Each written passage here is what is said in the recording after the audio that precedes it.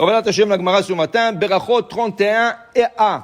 Amar Rabbi Yochanan, Mishum Rabbi Shimon Bar Yochai. Assur la Adam shemale schuk piv ba'olam hazeh. Dit Rabbi Yochanan, au nom de Rabbi Shimon Bar Yochai, il est interdit pour un homme se remplir la bouche avec de la joie. Qui veut dire quoi? Il y a des gens qui cherchent à aller dans des soirées de comédie.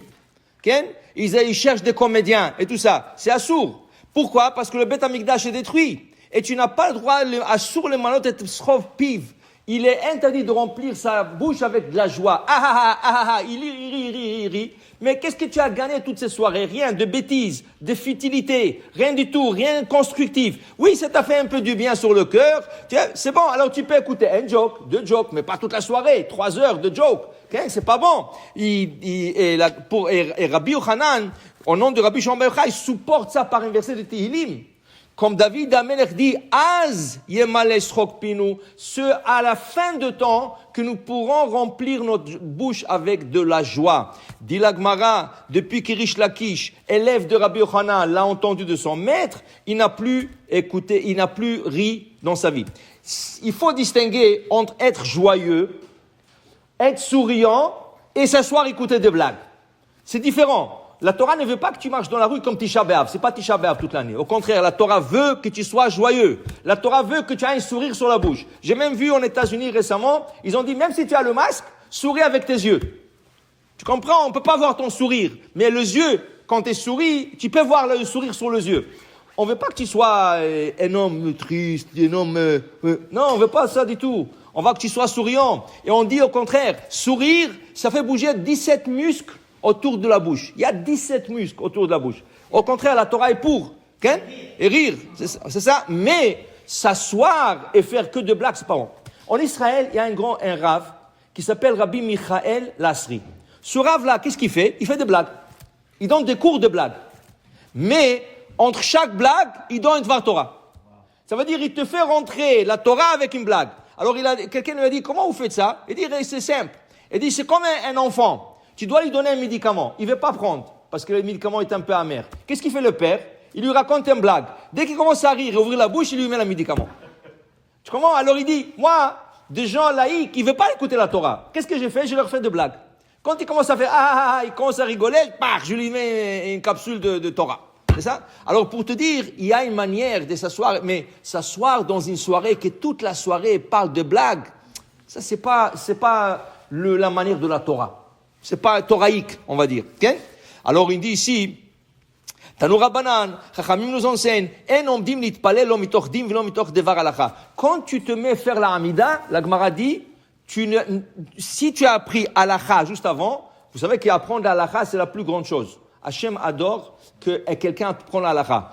Même Rav Ovadia Yosef, il a décrété que quel Shabbat, que tu n'as pas toute la semaine, tu n'as pas beaucoup de temps d'étudier. Shabbat, tu as 1 heure avant Mincha ou 1 heure après, et tu dis la halakha. Parce que sans halakha, tu ne sauras pas quoi faire. C'est bon d'être un bon juif. Tout le monde te dit, moi je suis un bon juif, moi je fais ma prière. Mais est-ce que tu sais comment faire ta prière? Est-ce que tu sais comment faire Shabbat? Est-ce que tu fais... Alors si tu apprends pas, comment tu vas le savoir? Halakha c'est très important. Halakha c'est avant tout. C'est sûr qu'il y a des bases, là, le Chumash, le Pentateuch se base, mais halakha, c'est... Alors, dit la Gemara, si tu apprends la halakha et tu te mets à faire la prière, fais attention. Tu termines le sujet. Pourquoi terminer le sujet? Rachid nous explique. Parce que si tu vas pas terminer le sujet, toute la Hamida, tu vas penser sur la halakha. Et dans ce cas, et qu'est-ce qu'il a dit? Termine bien le sujet, que la halakha soit bien claire, et là tu te mets à faire la Hamida. La Gemara conclut. La Gemara dit Ali pater adam mechavero ela mitoch dvar halacha shemitoch kach zocheu. Quelqu'un qui s'en va en voyage, dis-lui une halakha. Quelqu'un qui va en voyage et tu l'accompagnes, c'est une mitzvah d'accompagner quelqu'un. Ça peut être même ta famille, ta femme, toi. Dis à quelqu'un dvar halacha. Nous on dit une halakha très courte, en 4 mots. Yachid verabim halakha kerabim.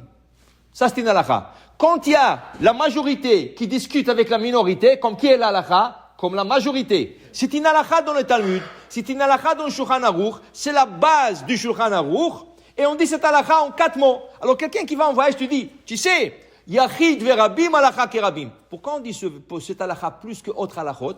Parce que l'acronyme de cette halakha, c'est le nom d'un ange. Et cet ange, quand il va avec toi, il te protège toute la route. Alors, on pense sur l'acronyme de cette halakha que c'est un ange qui protège la personne en route. Yachid verabim halakha kerabim. Alors, tu lui racontes pas des blagues quand il va en voyage. Tu sais, je vais te raconter une blague, comme ça tu vas rire sur l'avion. Non! Tu veux le protéger, tu veux lui donner quelque chose de protection, dis-lui, dvar halakha, shimitor kar zochrehu. Tu sais qu'est-ce qui va arriver aussi? Lui, toute la route, il va se rappeler de toi. Okay? Toute la route. Et regardez, comment a quitté Yosef son père Yaakov? Halakha.